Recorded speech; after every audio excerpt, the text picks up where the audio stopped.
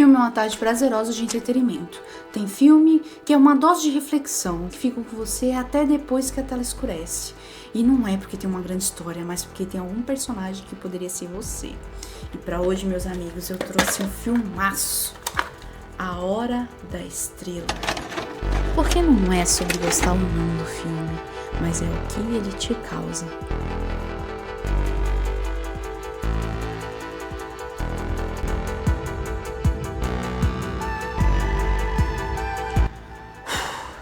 Bom, esse filme me gerou tantas reflexões e tantas perguntas que eu passei mais ou menos uns 4 meses tentando gravar esse vídeo aqui e finalizar pra vocês. Eu gravei, regravei, assisti o filme várias vezes, cheguei a gravar e editar um vídeo inteiro, mas quando eu ia postar, algo não tava legal, tava muito desorganizado, muito bagunçado. E aí eu resolvi voltar ao início pela 1000ª vez, assistir o filme novamente, recapitular aquela história. E aí eu comecei a identificar alguns paralelos entre o filme, que estava refletido direto no meu roteiro, é por isso que não estava ficando bom. Eu estava tentando organizar um caos, achando que a culpa era minha, mas na verdade era só a necessidade de entender melhor aqueles personagens, aquele enredo, aquelas sensações. E foi aí, meus amigos, que eu fui literalmente empurrada para fora da minha própria experiência. Blockbusters. Eles chegam grandes, fazem barulho, chamam a sua atenção, mas tem outros que chegam de forma mais discreta. E A Hora da Estrela foi um desses para mim. Lançado em 1985, dirigido por Susana Amaral e inspirado no livro de Clarice Lispector. O filme acompanha Macabeia, uma jovem alagoana que sai do interior e vai morar no centro de São Paulo tentando construir uma vida, ou algo parecido com isso. Ela divide o quarto de pensão com outras 4 mulheres, onde a convivência com elas a princípio é meio estranha, desajustada, mas no fim elas se dão super bem. E para pagar esse quarto, Macazinha trabalha como datilógrafa, profissão adquirida graças à sua falecida tia, já que ela cresceu como órfã. E seu Raimundo, seu chefe, que tenta ter paciência, mas Macazinha não ajuda. Ela se atrapalha, se distrai, faz muitas coisas erradas e mesmo sendo repreendida, ela não se esforça nem um pouco para melhorar. Ela continua fazendo as coisas exatamente do jeitinho dela. E no meio dessa rotina, ela conhece Olímpico, começa um relacionamento com ele, até tenta construir algo parecido com um relacionamento. Mas as coisas não acontecem exatamente como ela imaginava. E entre trabalho e encontros estranhos, a história acaba levando ela até uma cartomante. E é justamente ali que tudo muda. Mas antes de falar sobre isso, vale entender quem de fato era Macabeia. E antes que eu me esqueça, pode me chamar de Desavisa. Aproveita, curte, comenta e compartilha esse vídeo. Já se inscreve no canal para que a gente possa se encontrar nos próximos vídeos. E sem mais delongas, bora que a fita já tá rodando! Enquanto eu assistia, eu fui me sentindo extremamente incomodada em vários momentos, sabe, desconforto mesmo, não porque algo terrível estivesse acontecendo na tela, nada disso, é muito pelo contrário, era mais porque a Macabeia passa muito essa sensação de vulnerabilidade, de uma personagem extremamente frágil. A gente tá acostumado com personagens que lutam, que esbravejam, ou que são extremamente tímidos, mas não vulneráveis. É como se a qualquer momento pudesse acontecer qualquer coisa ali. Apesar de a Macabeia ter uma curva de aprendizado ali muito boa e começar a responder à altura de algumas pessoas, mesmo assim eu ainda em vários momentos me senti invadindo a vida dela, como se eu fosse uma intrusa, que o filme mostra muito de perto. Não vai trabalhar hoje? Não senhor, hoje eu tô de folga.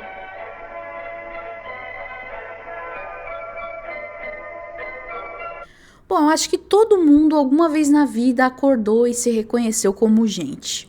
Entre os 5 e 10 anos de idade, ali mais ou menos, é que a gente acorda para a vida e se reconhece como ser humano, como indivíduo, com sentimentos, felicidades e frustrações e afins. Mas parece que a Macabeia tá até hoje tentando encontrar esse reconhecimento como gente, porque ela simplesmente não se conhece, né? Tem uma passagem ali com o Olímpico, que ela vai com ele na praça, ele pergunta o que ela gosta, o que ela é, e ela simplesmente não sabe responder nada. Ela não sabe falar o que ela sente, o que ela gosta. E o mais interessante que eu achei é que ela não se incomoda com aquilo não entristece ela. Então ela é um personagem triste que vai além da solidão, além da tristeza. Uma miséria anônima. Ela é uma personagem muito mais profunda, com muito mais camadas. A gente está acostumado a ver pessoas extremamente tristes, né? Que se abalam quando elas se sentem deslocadas ali da sociedade, do que está acontecendo ali no núcleo da história. Mas a Macabeia não, ela simplesmente é alheia, ela não liga. Ela simplesmente continua a vida dela como se o que acabou de acontecer nada não acontecesse, né? Ela não se importa com isso. Então, assim, eu achei muito interessante porque ela acaba ensinando pra gente que as vidas são diferentes, as percepções são diferentes. Por mais que a gente fale que toda experiência é coletiva, né, que todo mundo vive um pouco da mesma coisa, mas não. Tem algumas experiências que são individuais e essa personagem fala muito disso, né, de romper aí essa coisa do clichê, né, do estereótipo de personagem, né? E a vida, ela é mais do que um personagem. A vida não é feita de heróis e vilões. A vida é feita de pessoas apáticas, de pessoas tristes e de pessoas que simplesmente não conhecem como é o medo, como é a felicidade, como é sonhar, por exemplo. Fiz um pedaço grande pra ele, né? E um outro ponto abordado quase que de forma invisível é a questão do imigrante, a visão do imigrante. Tanto a Macabeia quanto o Olímpico, eles vêm de outros estados para São Paulo. A Macabeia, a gente já sabe que ela tem uma dificuldade, ela tem a ausência de um repertório afetivo, de acolhimento, de amor, de medo, seja de perspectiva de futuro, ela tem essa carência de sentimental. E a diretora desse filme, ela escolheu de uma forma sábia, muito sábia, mostrar tudo isso através da escala urbana. Então aparece vários pontos marcantes de São Paulo, que é ali a Praça da Sé, a Estação da Sé, o Parque do Ipiranga. Então mostra alguns pontos muito marcantes da cidade que entram em contraste com a escala. Ela teve a escolha de filmar em alguns planos mais abertos, em que mostra as pessoas bem pequenininhas e o espaço bem grande, campos bem abertos, bem vazios, né? Só os personagens principais habitando aquele local. E eu acho que mostra muito como todo mundo é pequeno, não só a Macabeia, que ela tem a maior carência ali, mas também o Olímpico, que é o oposto da Macabeia, que ele é totalmente cheio de si, que ele quer ser deputado, quer ser político, ele quer colocar ouro nos dentes, mesmo ele sendo o verdadeiro oposto dela, em relação à escala da cidade, ele continua sendo pequeno igual a ela. Então a cidade trata todos de forma igual, ela engole todo mundo da mesma forma. E dentro do universo do filme eu achei interessante como eles não existem para a cidade. É como se a cidade vivesse de uma forma totalmente alheia a eles. É como se eles fossem completamente ignorados de todas as formas, porque a gente não vê quase ninguém além deles circulando aqueles ambientes. E isso mostra muito a solidão e o vazio de todos eles, independente de ter mais ou menos ambições, o quanto eles são desprezados pelo próprio local que eles habitam e que eles frequentam diariamente. Então isso eu achei super marcante, o quanto uma grande cidade pode ser assustadora, amedrontadora, o quanto ela pode ser um gigante, né, diante da gente. Quantas vidas passam por aquele lugar e a gente às vezes não repara. Isso é muito abordado, essa técnica é muito abordada em quadrinhos. Os quadrinistas acabam adotando essas técnicas para mostrar o quanto o personagem é pequeno em relação ao espaço. Eu achei uma sacada de mestre a diretora, nesse período, nessa época do filme, ter feito essa escolha, porque a gente vê pouquíssimo isso em filme. E aqui eu acho que faz todo sentido, mostra muita sutileza, não só o contraste da escala da cidade, mas também coisas pequenas, como a pensão, né? Como a pensão é pequena, o quarto é pequeno, muito íntimo, em relação às 4 meninas que moram lá. E o dia a dia, né? O barulho ali, as crianças gritando do lado de fora. Então o filme ele é completamente sensorial, não só visualmente, mas a questão dos sons. A diretora escolhe filmar ali sem tentar limpar os áudios. Ela coloca da forma que é, de uma forma mais crua. E eu acho que isso compõe mais e mais camadas no filme, que é tantas camadas que a gente até se perde no que destacar na hora de falar do filme, porque tudo isso, cada pontinho do filme passa uma metáfora, uma linguagem diferente. Também tem a questão de algumas figuras de linguagem visuais que ela coloca no filme, como uma teia de aranha, tem um gatinho com um rato lá no começo do filme, que são os pequenos anseios que a Macabea tem. A Macabea, como eu falei, ela é desprovida totalmente de qualquer anseio, de qualquer desejo, visão, perspectiva, mas ao mesmo tempo ela se apega a coisas pequenas, como a Coca-Cola que ela adora, o cachorro-quente que ela come diariamente, o rádio que ela ouve todos os dias, o rádio que é o único companheiro dela mesmo, que ela consegue ter um relacionamento um pouco melhor de aprendizado, é a única ferramenta que ela tem, em contraste a todas aquelas pessoas que estão ali. E sem querer aprofundar muito no imbróglio da história, eu posso resumir para vocês que a Macabea termina o relacionamento com o Olímpico, ou melhor, o Olímpico termina o relacionamento com ela, e a Glória acaba indicando para ela uma cartomante, essa cartomante que é interpretada por Fernanda Montenegro. E lá vai Macabea atrás dessa cartomante, chegando lá, ela ouve coisas maravilhosas, talvez tenha sido a única vez na vida dela que alguém tenha falado algo de positivo em relação ao futuro dela. E ela fica completamente extasiada com tantas coisas maravilhosas em relação ao amor, que principalmente era uma questão que ela queria muito, né, se casar com alguém, encontrar um parceiro amoroso.